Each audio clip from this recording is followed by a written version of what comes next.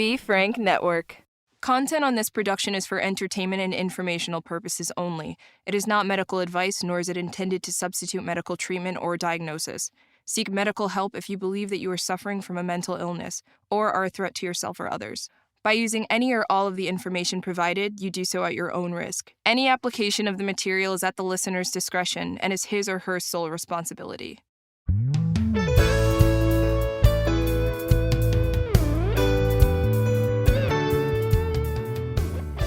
Hey everybody, Doc Brian here, and welcome to Doc Talks, where we talk about people's troubles, trials, tribulations, and hopefully triumphs in life. Today, I have with me a very special guest. I met him on TikTok, but soon became a close friend. Today, I have with me Joshua Broome, and we're just glad to have you with us here today, Joshua. Hey, I'm glad to be here.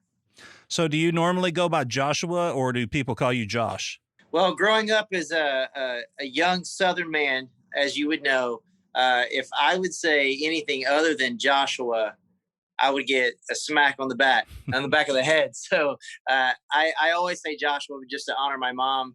I know I'm in trouble. So you like my middle name, I know, because my middle name's Luke. So if I hear Joshua Luke, I know I'm in trouble. Joshua, I'm good. But anytime that I'm in the presence of anyone they ask my name, I always say Joshua, just because that's what my mom would want me to do. So gotcha. Yeah, you have to live in the South to respect the thought that if your middle name is used by an adult, that you have really done something wrong.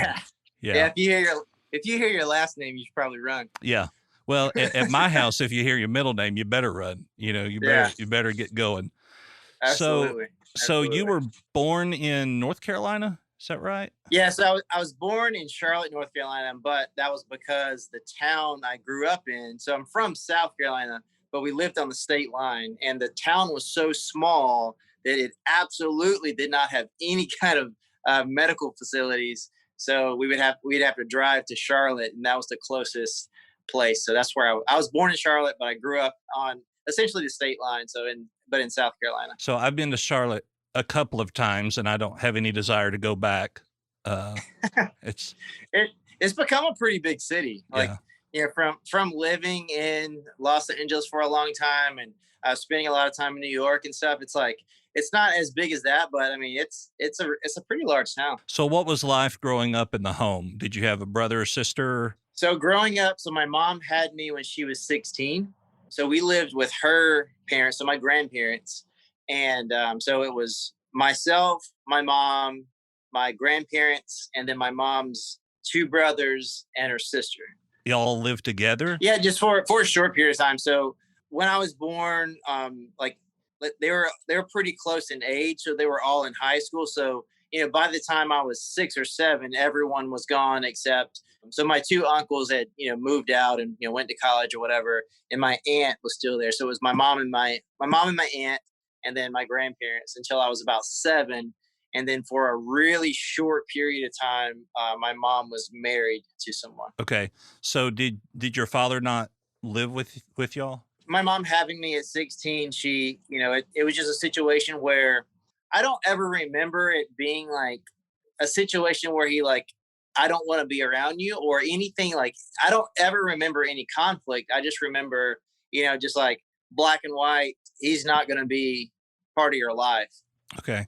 So what about the stepdad then when he come into play? Yeah. So my mom got married when I was about 7. And the awesome thing that came from that was my brother, Michael, and he's awesome. We moved out and we lived with him. We bought a trailer and we lived with him for 3.5, almost 4 years, but he was very abusive, alcoholic, drug addict. One of the most vivid memories I remember is he was outside and he was trying to get in the house and my mom wouldn't let him in. I looked out the window and he had this tube and he was siphoning gas. He was sucking gas out into this tube so he could put it in this can so he could put it in his car. And then he was trying to get in the house, and it was that was the only time that we as children were afraid. But more so it was verbal abuse happening in the bedroom with closed doors. my mom would have black eyes and bruises on our arms, and she would just say, she bumped into something. And I was young and naive and really didn't understand what was going on until later in life. So you'd never witnessed any of the physical altercation. You just heard the verbal. Right. Yeah. Nothing ever happened in front of me. Okay. As far as your brother Michael being that was his biological father, was there ever any abuse there towards him? I don't believe so. I mean, I just think it was just, I remember one time where he was so drunk, he put like beer in the baby bottle and tried to give it to him. And he just like didn't, he's just like, this is gross, and didn't drink it, So just neglect and just being hammered and like all the time. Like that's the only thing that I really remember. But the thing that was most damaging, I think, for me was witnessing the pain that was inflicted on my brother in an emotional and a mental construct, just because like from the gate, I rejected the fact that he was my dad. Like, you are not my dad. It's like, I don't have a dad. You're not my dad.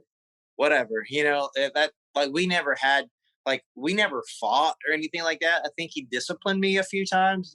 I remember this one time where I deserved it. I had a can of Aquanet in a lighter, and I was, trying to burn down half a forest behind our house, like trying to burn up like wasp nests or something like that. So, I mean, I deserved it, but I don't remember anything like crazy happening with him. Just like him being like always like very inebriated in some capacity. But my brother, as my mom started, like she's, filed for separation and they got divorced and things like that. I just remember him saying that he was going to do stuff with my brother, and just like a continual pattern of him saying he was going to do something and my brother having expectations because he missed him, and him not showing up just time after time after time after time for years. And I think that really left some emotional scars with him, and it's really tough for him to let people in. So you're like 7, 8 years old, or excuse me, 7, 8 years older than your stepbrother. Correct. Okay. Correct. Do you and your stepbrother still have contact with each other today? Yeah, I talk to him not every day, but several times a week. He's a genetics professor at Clemson University. So somehow he turned my mom into a Clemson fan, which that's the only thing I'll hold against him, because we grew up loving, the Gamecocks. And then he went to Presbyterian for his undergrad, but he got his master's and his PhD at Clemson. And now his dream job was to teach there. He taught at Indiana University before that, but he's a good dude. He's got a lot of trust issues, obviously, and I pray for him daily, just because, like, as a follower of Christ myself, it's like I think there's a lot of wounds that causes him to want to accept everyone, and it's just a tough situation. Sure. So in high school, what were you involved into sports, or were you just the cool kid on the block? What were you? I was your typical, meathead, played all the sports, always, was messing around with girls. And I was my family had a little lake house about 20-25 minutes away from where we were. And I would throw parties out there. And, I was that guy, the party was at my house, and your typical knucklehead. I didn't do any drugs, but I started drinking probably, 15, 16, like pretty regularly, like on the weekends, partying. But I played sports. I played everything pretty much, but like basketball was the thing that I took most serious. And I had the opportunity to play in college for a very short period of time. I found out that defense was essential. I couldn't just shoot 3-pointers. That was not helpful for the team. Yeah. Well, I interviewed Wellie Jackson. I don't know if you know who he is. He was one of the writers for the last OGs on Orange is the New Black. And Okay. he was trying to go to college on a basketball scholarship. And he and I both come to the conclusion that we don't understand why basketball is such a running sport. I mean, why do you have to go to the opposite end of the court to do exactly what you have just done, just differently? So I kid around and tell people I played basketball until I figured out it was running sport. And you can look at me and tell I don't run anywhere. So in school, you were we'll say the popular kid through parties at the lake house. What gave you the inclination that that's what you needed to do or who you wanted to be in throwing those parties? I can remember from like 12 and 13, just like desperately wanting the attention of girls, and like that, just like needing to be accepted, needing to be affirmed. Like it's one thing, like, as far as like my strength finder or whatever, like achiever is my number one thing. But it really just like that achiever mentality really fed the insecurities that I had, because I desperately wanted to be affirmed, and I desperately wanted to feel loved, and I definitely wanted to feel accepted. And my mom gave me all those things, but just growing up, like not having any kind of male leadership, and it caused me to, like, I had friends, but I was always the guy to blow people off, not return texts, not return calls, like make plans, and then bail out last minute. And honestly, up until a few years ago, and it's still something I struggle with. It's so hard for me to, like, I have to fight hard to be consistent, and I have to fight really hard to be committed when it comes to a relationship. And I think that comes from just that feeling of rejection. That feeling of rejection, do you think is there because you've never had that male role model of what the relationship looked like from that side? Yeah, I mean, I think that it's twofold. It was not having it, and also these are like illusions of, I guess, like my own expectations, like in my head, of what like a father son relationship should look like or could look like. So that was something that I fantasized about. Like, if I had a dad, my life would be like this. And like, I don't know all these things. And like, for me, it was like, I didn't learn to ride a bike until I was like 13. I just got so like ticked off that I didn't know how to ride a bike. So I just took my bike up a really steep hill, and I just like ate it until I figured it out. And, just like not knowing anything about cars or tools or how to fix things, it was just like something that was really frustrating for me, especially like growing up in like a country, like redneck town. Like my grandpa like taught me like everything there is to know about fishing and like hooking up a boat and stuff like that, and driving a stick and all that stuff. But like, they were just like, it was just like my grandpa, he loved to fish. And when I say he loved to fish, like there was nothing else. Like he went fishing pretty much every day for the entire time I've known in my life. And that's what he loved, and that's what he wanted to do. But other than that, just like I had a hard time like trying to figure out like, who am I? And then underneath that, who am I as a man? And then underneath that, like, how can I have relationships with other men? Just because like it was just really confusing to me my whole life. And it was something that caused frustration. And it's like, I feel like when you're frustrated or when you feel confused, your actions sometimes are a catalyst of your emotions. So would it be fair to say that there was this constant internal identity conflict? Oh, absolutely. Absolutely. I mean, like the partying, I wanted to throw the biggest parties. I wanted to score the most points, not because I wanted to win or not because I wanted a relationship, because I wanted people to perceive me as being, you know, popular or feel affirmed in some way. Like that's something I just like desperately sought after. So tell me of a time while you were younger, this before graduation of high school, of something that took place where you really received the affirmation that you were looking for. So not our head coach, but our assistant coach. His name is Bill Blakeney, and he was actually like when we'll get into my story later on, but like when my life fell apart and I kind of got myself back together, and like I ended up like with all the things that I have now, like he was the first person that like I thought to call. He talked to me like man to man and just like really affirmed me like as a person, and just really told me like that I had something to offer, and I was valuable, like not the things that I did, like me as a person was valuable. And that's, I guess that's something I never really heard before, and I just remember that moment and I'll never forget it. And he's just someone that, you know outside of him coaching me in basketball, we didn't have a lot of conversations, but that caused like him and my mom to like have this bond. Because he would always like ask how I was doing and things like that, and just Yeah. So I mean, I think like in that moment, just him sitting me down and just saying like, I know that, you don't have the family dynamic that literally everyone else has on this basketball team. And I understand that that's probably hard for you. And I just want to tell you that like it's not your fault and affirm you as a person.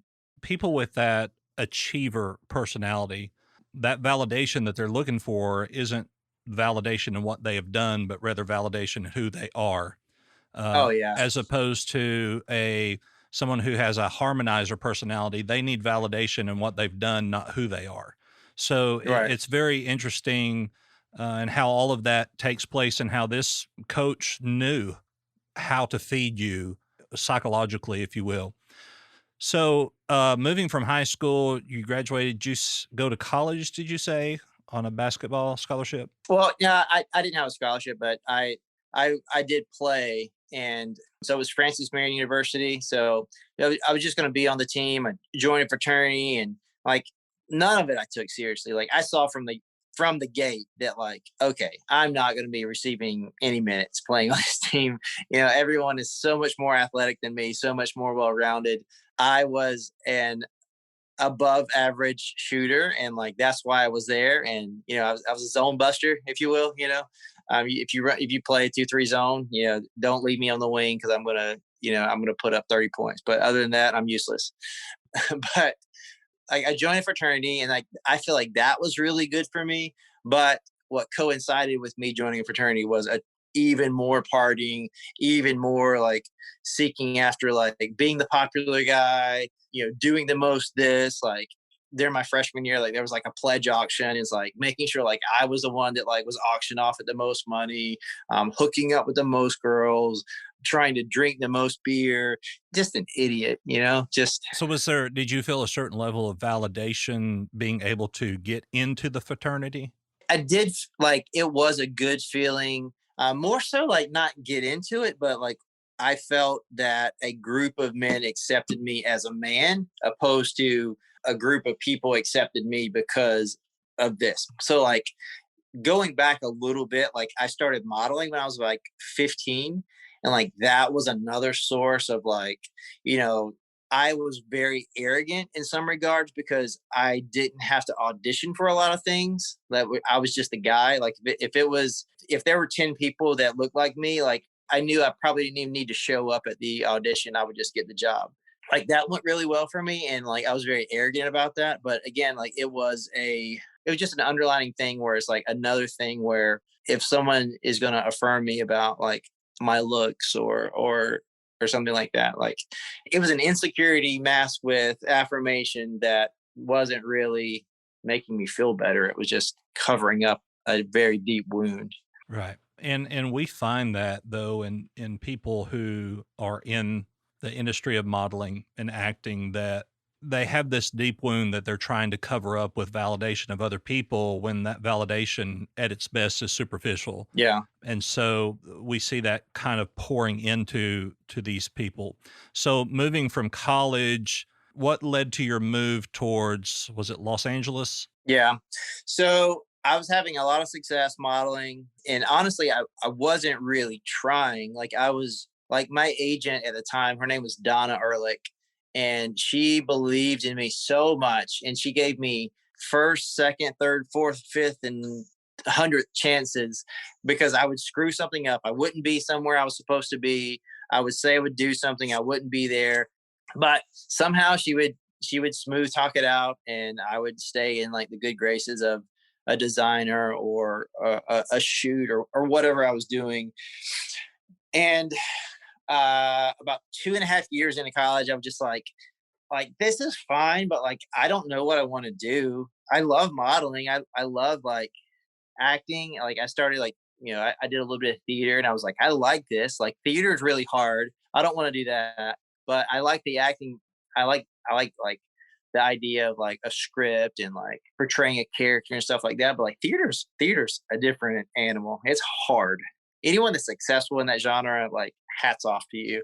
I guess I was like still trying to figure out myself. I just knew like I didn't know like what I wanted to do like as a professional. I just wanted to like live in that lane where I was just doing like artsy creative stuff as far as like if it was commercials or if I could get roles like in movies or like doing modeling or whatever it was, like in that lane is what I wanted to do. And like a few people told me like, sure, like the thing is like the jobs that pay enough for you to like make a substantial income, more often than not, they're going to go with the guy they don't have to fly out somewhere. So if all the jobs are in New York, Miami, and Los Angeles, they're probably going to call one of the 1,000 people who are already in New York, Miami, or Los Angeles.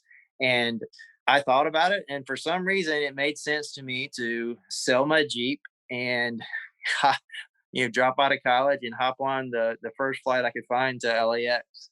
And so when you got there, essentially homeless with everything that you owned in your pockets, Yeah. where did you go from there? So for some reason, I thought it was more important for me to like get photos done and like meet with agents and like go to auditions and stuff like that than like have somewhere to live, because that's just how I thought. And I stayed in a very nice hotel for about 15 days. And then all of a sudden I realized that my bank account was overdrawn and I could not stay at the hotel anymore. I was like, what do I do? Mhm.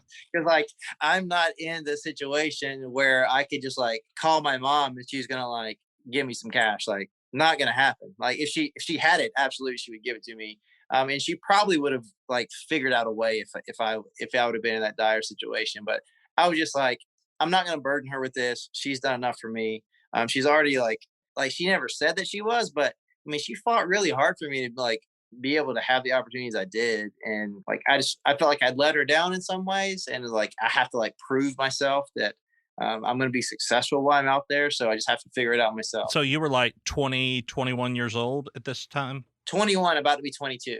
And then I just I met like a random dude, and he was like, I told him like what was going on. He's like, well, you can just crash at my place until you figure something out. And he's just the nicest dude. His name's Khalil. And he was like one of like 5 people who were living in this house, and they were all like struggling like actors and stuff. And he was like, well, me and this other guy, we work at this place called Saddle Ranch. If you want to like go, I could probably get you a job there.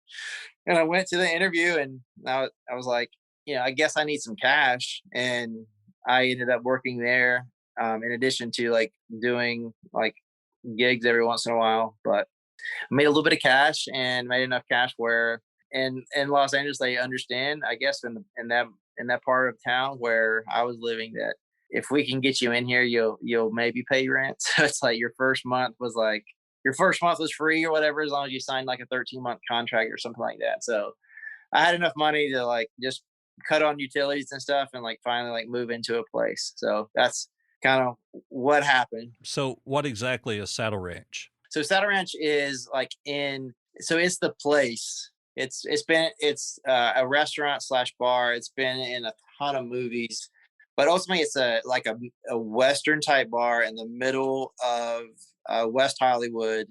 It's on Sunset Boulevard. It's across the street from House of Blues, and that's where like all of the young adults were, because that was the one place you could get in if you weren't 21. So like all the like 19, 20-year olds that wanted to party, if you would go in there and like order food, you could get in. So it was a restaurant until about 10:30, and all of a sudden it just became this like crazy bar, and it had a mechanical bull in the middle of it. So it was your typical downtown Charlotte, North Carolina bar. Yep. Yep. So you were able to work there until till you got your own place. Yeah. And so where did you go from there? So I was working there for a while. Everything was going good. I was making honestly, I was making really good money working there. Like my mom worked in a restaurant her whole life, so I knew everything there is about waiting tables and just like, just service in general. That's just like who my mom is, and that's something that I'm good at. So I'm good at, reading people and telling them, what they want to hear, and, just like treating them well. So I got good tips. So I was making, $300-400 a night, like waiting tables. I was making decent money, and things were going well. And I started like hanging out with a girl, and she was actually like from North Carolina, and like everything was going pretty good. And then there was this group of girls that was sitting outside at like there was like a patio that like wrapped around outside. And I was out there and I was talking to this group of girls, and they were like, "Have you ever thought about being an actor?" I was like, actually, actually, I am an actor. So full of crap. But they were like, "No, and like an adult actor." I'm like, "I don't know how old you think I am, but I am an adult." Completely and totally naive to what they were asking. Oh yeah. Like, I mean, I graduated with 84 people. Like, I mean, I am clueless. Like, even though I had success modeling, like, honestly, I was always like this to a certain degree. Like, I was always like so self-absorbed. I didn't notice the things around me, you know? But they asked me this question. They were like, "It is porn, dude. We're talking about porn." I was like, "Oh, no, never thought about doing that." They're like, "Do you want to?" I was like, "Yeah. What do you, what kind of question is that?" They're like, "No, we're serious. Like, do you want to meet with our agent?" I was like, "Your agent?" Because like I didn't know anything about that industry. So I was like, agent, I was like, that's for like legit stuff, you know, like, but I was like, sure, sure. I'll meet with this guy. I'll meet with your agent, whatever. And I go to meet with this guy the next day. And I thought for sure I was gonna roll up on like the Motel 6, and it was gonna be like this guy in his underwear, like, you know, at this Roach Motel or something like that. But I pull up to this like megaplex, and I go in this like separate garage, and there's nothing but like Jaguars and Porsches and Ferraris in there. And I go up this elevator that has like there's a guy in a suit in the elevator like I'm going up with, and I walk into this like huge office that he has like at the end of this long hallway, and it's this bald English guy. He's like, "Hello." I'm like, I was like, "Hey man, what's what is that? What's going on?" I think he quickly picked up on like how insecure I was, and how he ultimately said like he didn't manipulate me in any way, but he saw that like if he could turn a buck off of me, that he was about to do it.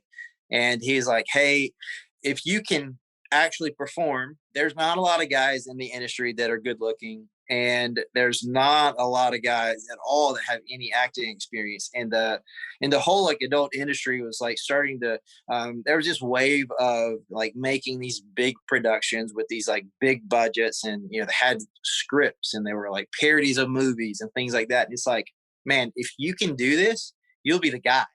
He's like, if you can, if as long as you can perform, you can be as famous as you want. You can make as much money as you want. And I was like, I'll think about it. But like internally, I was like, sign me up, you know? Like, but like inside, I was like, ah. And then as soon as I got home, I was like, there's no way I'm gonna do this. Like, I'm not gonna do this. And they sent a town car to pick me up to take me to get tested. I was like, well, I've never had an STD test. Probably would be good. But I probably have hooked up with who knows how many girls. Probably a good thing. I was like, sure, let's go get this test. So I got a full STD and AIDS test, and it was supposed to come back by the next morning at 10 o'clock, and that's when I was going to do the shoot. It didn't come back, so I couldn't do the shoot, and I was just like, oh, that's weird. And that was one of about a billion times that God was like, hey, don't do that. Don't do that. Don't do it. Here's your way out. Don't do it. And I was as hard headed as could be. So I was just like, I'll just wait it out. And the next day it came back and everything was good. And I showed up, and they were like, take this pill if you feel like you need it, and or not. He's like, I'd probably bite it in half. I was like, what is it? Like, it's Viagra. I was like, I don't think I need that, but if you say so. And instead of biting it in half, I took the whole thing, and I sat there, and you know, next thing I know, cameras were rolling, and next thing I know, I had done it, and next thing I know, like honestly, I felt like it had been 5 years and I had done 1,000 movies. In that initial tryout, it wasn't just like you were with someone else. It wasn't like a solo audition.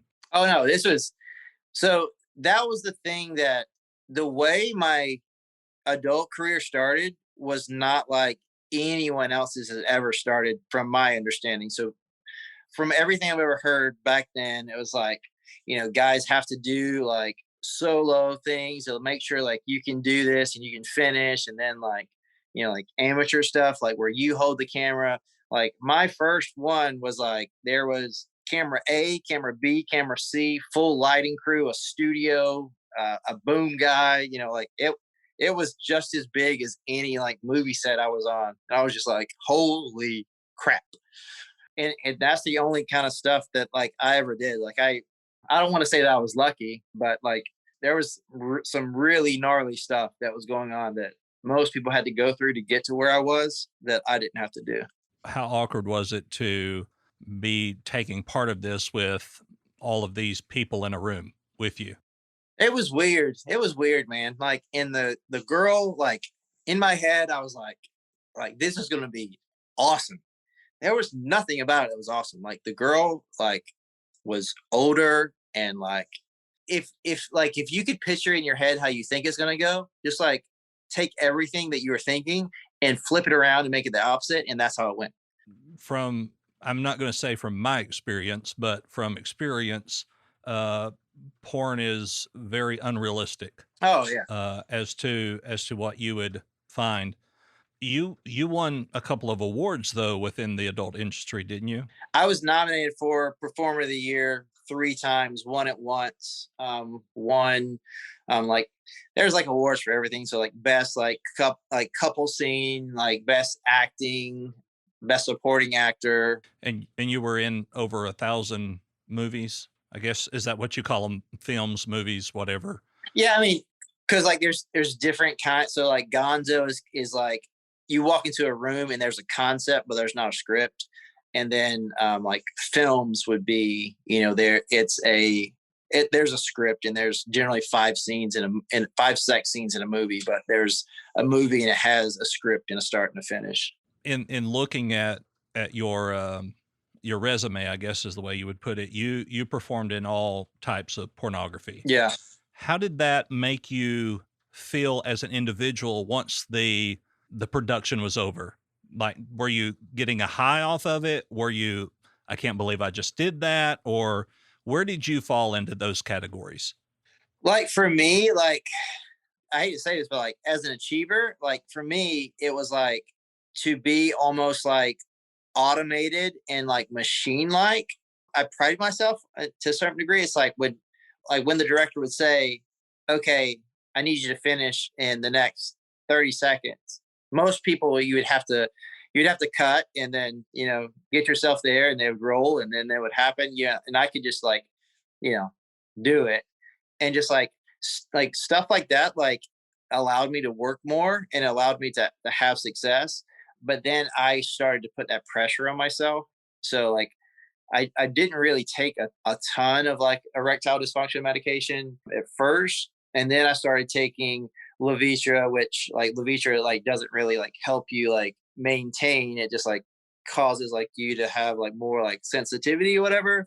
And then I started taking Viagra. And then towards the end, especially when I crossed over to that other genre, I started taking Caberjack.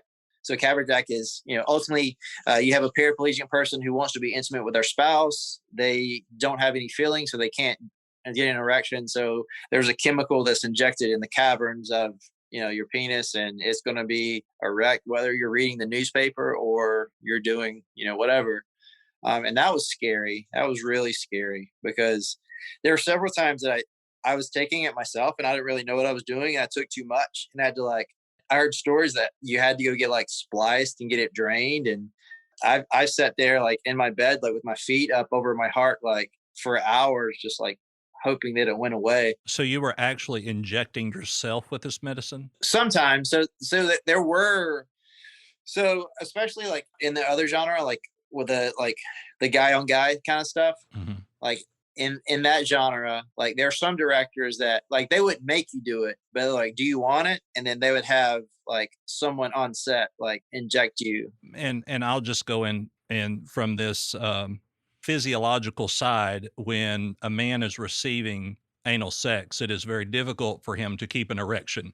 And so for the sake of the production, you're saying they would do that so that the man could stay erect on the receiving end. A lot of people would, but like some directors, like, it was like, not like you have to do this, but like, this is what we do like on my set. So Yeah. So you weren't made to, but you were pressured in some ways to do that. I wouldn't even say pressured. It was just like, hey, we all drink beer here. So I'm going to give you a beer if you want one, but we're all going to drink one. And that's just what we do here. Almost like passive aggressive. Hmm. So, once again, in looking at your resume, I won't call it gay porn. We'll just call it male on male, because you and I have talked personally about how, you can do those type of sexual acts without being identified as being homosexual. That a lot of it is just for the money, and we will find ourselves even outside of the adult industry doing things for money that we would have never thought we would be doing. But when you crossed over into that, is that where the illicit drug use really began to amp up? Oh yeah, absolutely. And like for me, like I don't know, like I try to remember exactly what I was thinking, like because like companies would always like try to get me to do like male on male companies would like try to get me to like work for them, and they would offer me like here's 10 20 grand to do one movie. And then there was this company that was just like, what do you normally make in a year? And I told them, they were like, what if we gave you 90% of that and you would only have to work 20 times a year? On average, and if you don't want to share this, that's fine. But on average, just from productions of videos, what were you making per year? Between 250 and $275,000 a year. Okay. And were there other things that you did within that time that you made more money, or did you just live life outside of making film? There was several opportunities to do stuff like that. Like there were like clubs that would pay you an appearance fee. There was like toy companies that would, they would, have you come on set and just take pictures with them. And all of a sudden, like, I'm assuming adult toys, not. yeah, like adult toys or lube or stuff like that. And then there's that whole other much darker side of escorting. And like escorting could be someone flies you to their bungalow and you're going to like serve them drinks in your underwear like while they're hosting a party, or it'll go as far as the money will allow. But that is where there is a lot of money to be made. And that was something that I wasn't like, I didn't really know about until towards the end of my career. I did some of it, but I had no idea it was what it was. I'm talking like, here's 50K to come, hang out with me for a day and then leave. But was it actually hanging out, or were there expected to be certain benefits? So honestly, like sometimes like it was based on like how comfortable you were. Gotcha. So tell me about the day that you decided it's all over. I'm not doing this anymore. I had just done a few scenes, and like generally like I preferred it to be like, if I was going to work, I would just like, I would do like my shoots in the same week. And like that way, like, cause I would work generally like a few times a month and that would be it. Like once or twice a month would be what I would do. I just finished working and I had my checks. Like, they would, the way my contract worked is, they would cut me a payroll check every time I did a scene. And then at the end of the year, they would, compensate me for whatever else. But I was going to cash those checks, and I had gotten to a place where I was so ashamed and like felt so broken by the things I was doing that I isolated myself from everyone. So I'd stopped answering my mom's calls. I stopped answering my brother's texts. My Facebook and my Instagram and my Facebook and my Twitter, like it wasn't like me. Like it was my stage name. I literally didn't talk to anyone in any capacity for about a year. They called me my real name. They said Joshua, like no, not one person. And I was at a bank and I was depositing these checks and the transaction was over, and I had my receipt. I took about 2 steps away and this lady says, excuse me, Joshua, is there anything I can do to help you? Is there anything else I can do for you? And it was just weird because the transaction was over and I had everything. it was just so strange just for her to say that can she help me? Like, it just made no sense to me. And where I was living, the bank was basically across the street, so I just walked there. And I was walking back, and like, it gives me chills just thinking about it. But I just couldn't stop thinking about her saying my name and asking me if she could help me. And I was like, why would she ask me that? And I just kept saying that like over and over in my head. I was like, why would she ask me that? And then I kept thinking, like, she called me Joshua. My name's Joshua. Like, she called me Joshua. And just, I don't know. It was just like, I'm glad that there wasn't like a lot of traffic, because I probably would have walked straight into it. I was just like so in my head. And I walked into the lobby where I was living and got in the elevator and went to my apartment. And as soon as I walked in the door, I just like started to cry, and then I kind of like shook it off. And then I was going to take my watch off and changing clothes, and I looked myself in the mirror, and I just lost it, because the person that I saw in the mirror, I did not know that guy. I had no idea who that guy was, and I just began to feel guilty, and I felt conviction for what I was doing for the first time in a very long time.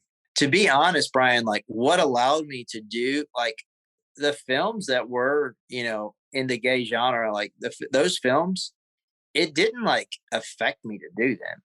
It was honestly the same thing as like, they were women that, I don't want to speak poorly of them, but just like, this was not someone that I would want to engage in any activity with. You know what I mean? Like, there was no attraction whatsoever.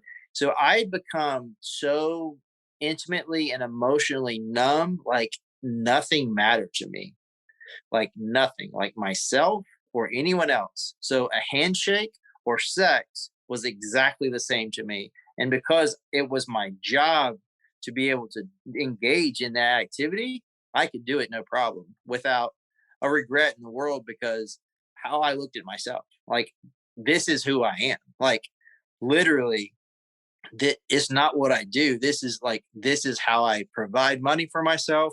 This is what validates me. This is what I do, because this is who I am. And that's what I believe.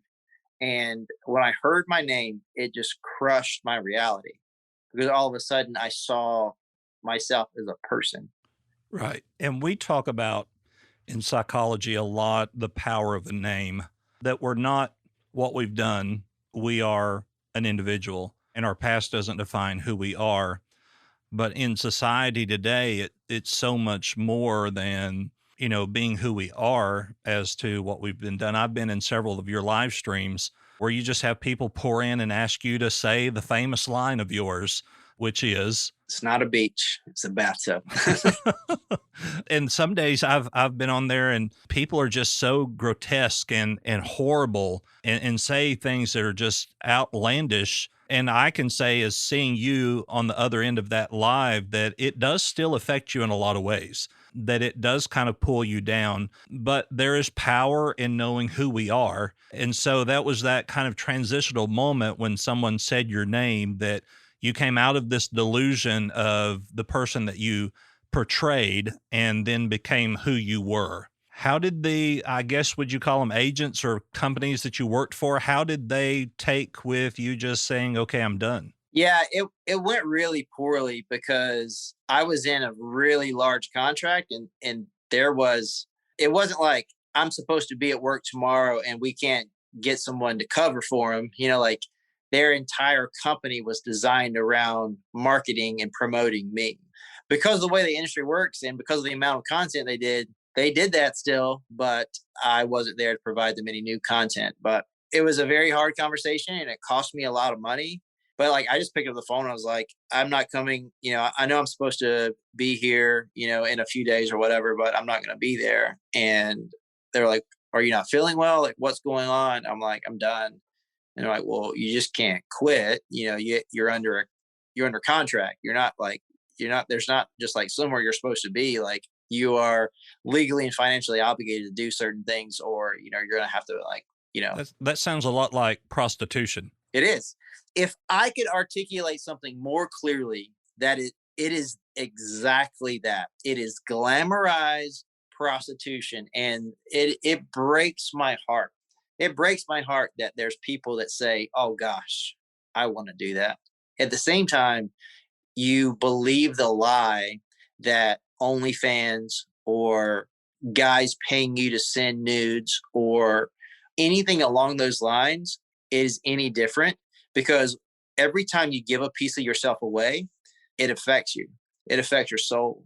And it's something you have to carry with you. I remember being 7, 8 years old and going to a friend's house, and his dad had a Playboy collection that was from God knows how far back.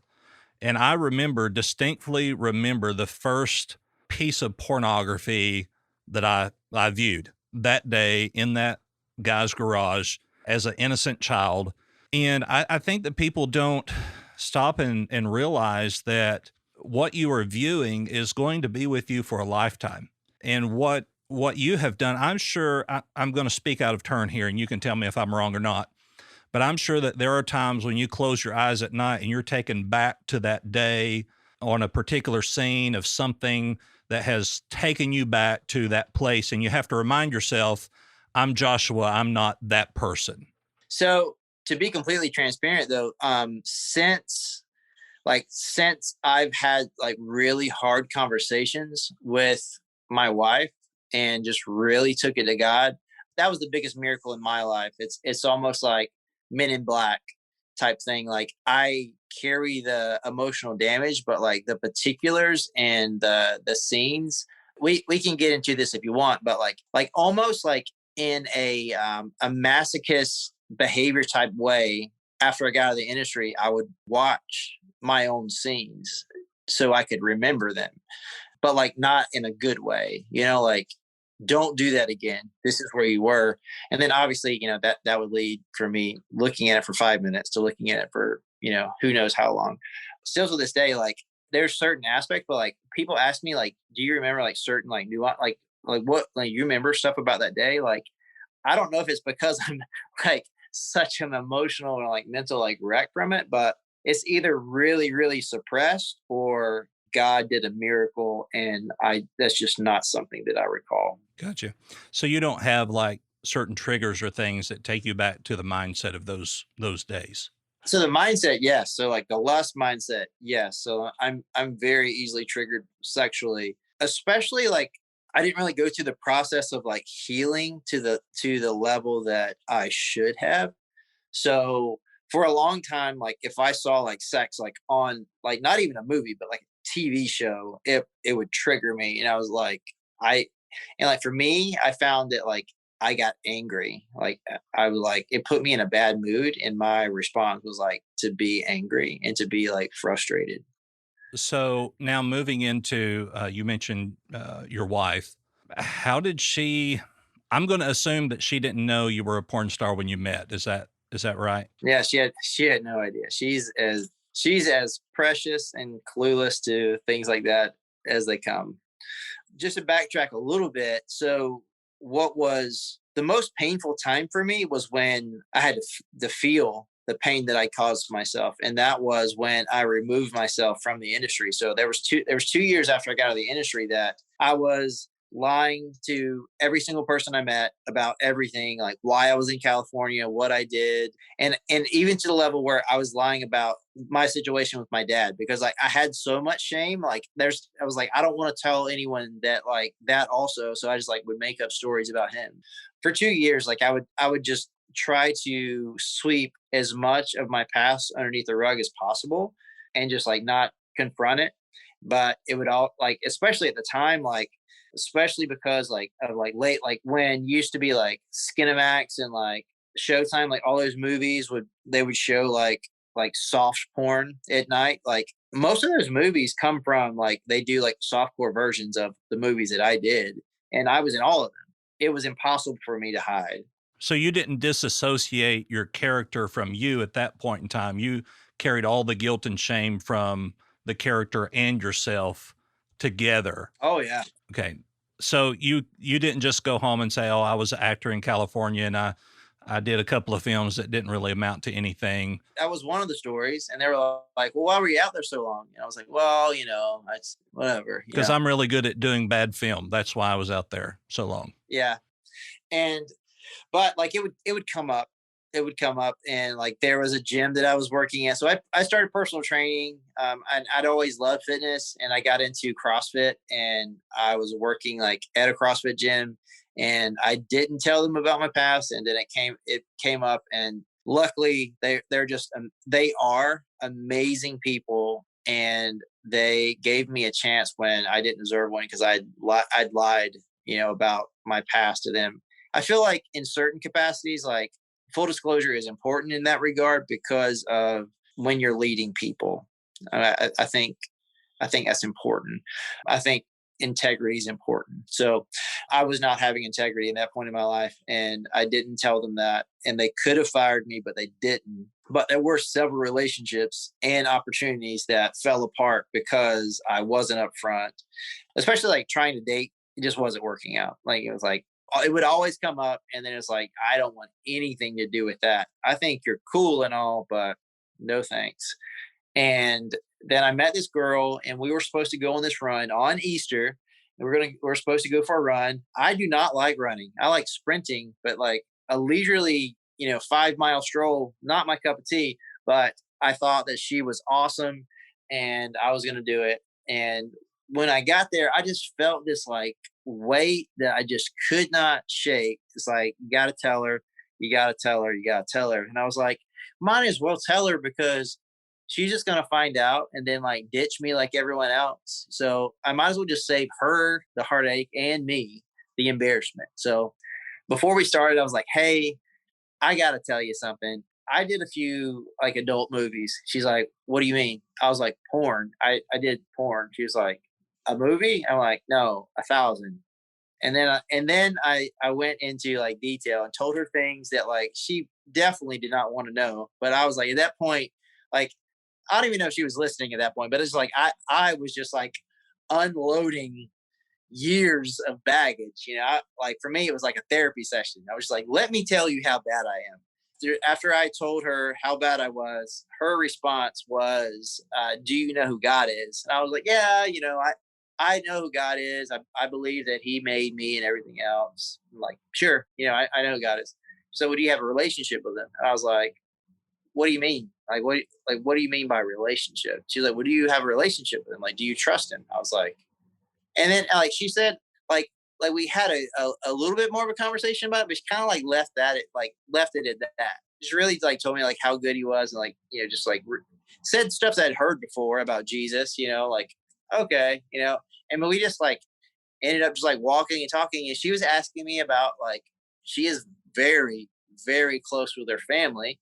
So she was asking me about like, what's my mom like? What's my brother like? And all of a sudden, like I was having the first normal conversation I'd had in probably 10 years.